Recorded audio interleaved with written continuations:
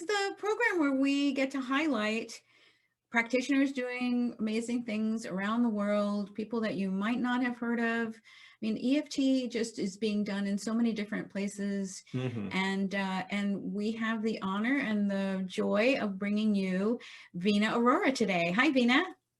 Hi, Alina and Craig. So I would consider you to be sort of like a citizen of the world. You have such an amazing background, and you spend time in Asia, you spend time in Africa, and so we would love to find out more about you and how you discovered this tapping EFT thing.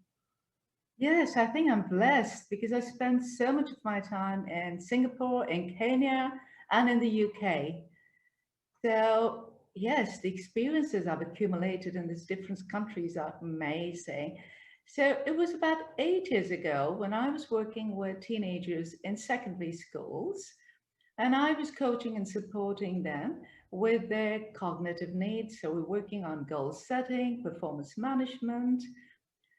And however, while working with them, I always felt they were highly anxious, some of them anxious about their performance, about their presentation, about just achieving what they plan to achieve. And I felt there was an emotional link missing because with the high levels of anxiety and fear, when it came to performing, they underperformed or being their best. At that time in my life, a colleague invited me to attend an EFT workshop. She said emotional freedom technique. And I was intrigued. I said, oh, that sounds interesting. And being a keen learner always in my life, I went for it. And guess what? I was hooked. Resonated with me. It was just what I was looking for. So while training to be a practitioner for a year, I decided to use the tools for myself to clear some of my patterns. And my patterns have been all about self doubt, not believing in myself, shy to have a voice, shy to be out, not being the best at my work in spite of having all the credentials, my relationships, and also disease. That year was great because working on myself, I managed to heal my beliefs and the traumas attached to that. And yes, after the healing was transformation, and then I discovered my purpose. Hmm. So, yes, here I am. That's Yeah. great. That's wonderful.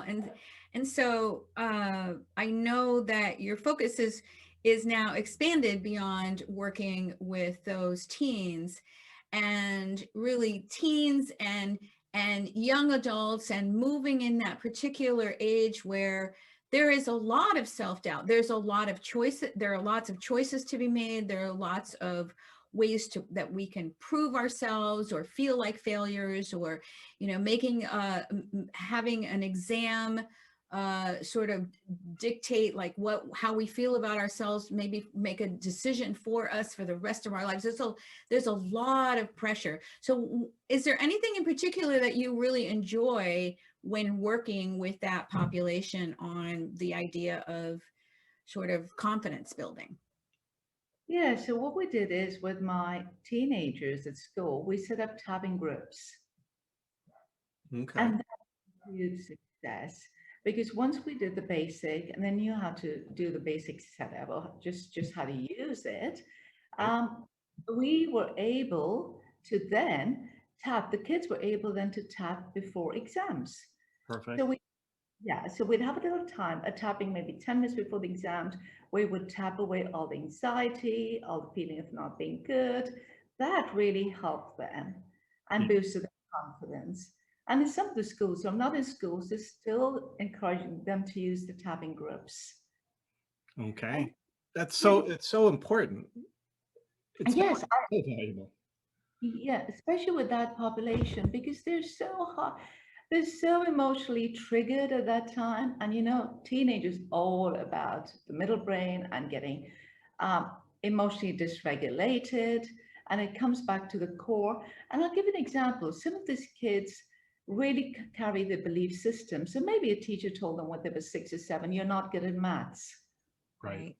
And you've got late developers. So they just carry that story right till they're 18. Yes. Yeah. And with beautiful tapping, we're able to release that, shift it, and change it and reframe and maybe have a new belief system. It was beautiful to see the transformations and build the confidence. And many of them are still in university or gone ahead. And sometimes after 3 years or 4 years, I will get a little note, hey, Miss Veena, we're doing well. And we're still using the tapping. Oh. And it's so encouraging. Yeah, that's wonderful. That is, and it is amazing, as you said, the power of one comment from one teacher, you know, on a way that a child thinks about what they're capable of, what's possible for them, what they can achieve or not achieve, especially one that they respect. So having a tool where they can uncover that and go past that, I'm so glad to hear you doing that work. Is there any way that you like to introduce it to like a particular audience that may never have heard of this, that demographic, especially and even in their 20s? How do you tell them about this or describe it in a way that they're more receptive? Well, some of them who come to me have either picked it up from Nick Horton's books or been on the website and have tried it, but they come to me and they said, it hasn't worked. We've tried tapping, but it hasn't really worked. And then that's a great opportunity to talk about how deep these beliefs are. Mm-hmm. And then have a conversation. So normally when I get a client who books in for an initial consult, that's a good time to just listen to them and see where they're coming from. Mm-hmm. And firstly, to be sure that they are within my scope of practice and that we will be a good fit. And then once I feel, all right, there's potential, we can work together successfully as a team, I invite them for the discovery session. And that's a time to really look into the issues and talk a bit about how tapping helps you regulate your emotions. And we talk about the fight and freeze and the flight response and how tapping reduces that and eases it, and then how it allows you to make the choices and the decisions, right, from a conscious place. So I think it's more in the conversation that we have first. Mm-hmm. And then sometimes I may decide just to do a demo on light tapping, but normally it's a talk that encourages them to know more about it. That's great. And so you work primarily in groups or one-on-one or on Zoom? How is it that you work with clients? So at the moment, I'm also working with a lot of young professionals, and they reach out when they're really feeling burnt out, vulnerable, overwhelmed, and struggling because this theme of self-doubt is universal. Mm-hmm. We've all experienced it at some time, but it's just our perception. And when we have a story and we hold on to it, that's what needs to shift if they want to be their best and really present their best self and be the best. So most of these young professionals are either so anxious or stressed or overwhelmed, and they're looking for something to shift this so they can balance either their relationships or performance at work, or some of them just not feeling good enough, have no energy in the morning. So yes, I am that. I think now that group is reaching out more than they were doing before. Mm-hmm. And I find it very exciting working with them because we are in challenging times and they do need the support. And when it comes to the community, I do work in small groups and communities. These are small groups, and just supporting them with balancing home and work life. Because again, there's so much overwhelm, but how do we cope with kids being at home and work pressures? And some of these families back in Kenya have small rooms and maybe 6 people living in 2 rooms. How do we really balance our lives? Right, right. And then you can't go out, so there are lots of restrictions. So I know sometimes maybe doing tapping with a whole family helps. Yes, yes. That's great. Wonderful. And the beauty is to have a tool. So mommy could say, even with the younger kids, okay, this morning before we set out to work, let's just do a little bit of tapping. What's everybody feeling today? Let's just tap this out, bring the intensity down.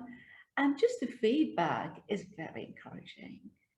That's wonderful. So Mhm. how can people find out more? Do you have a website where they can maybe explore what you do and maybe book a consultation with you?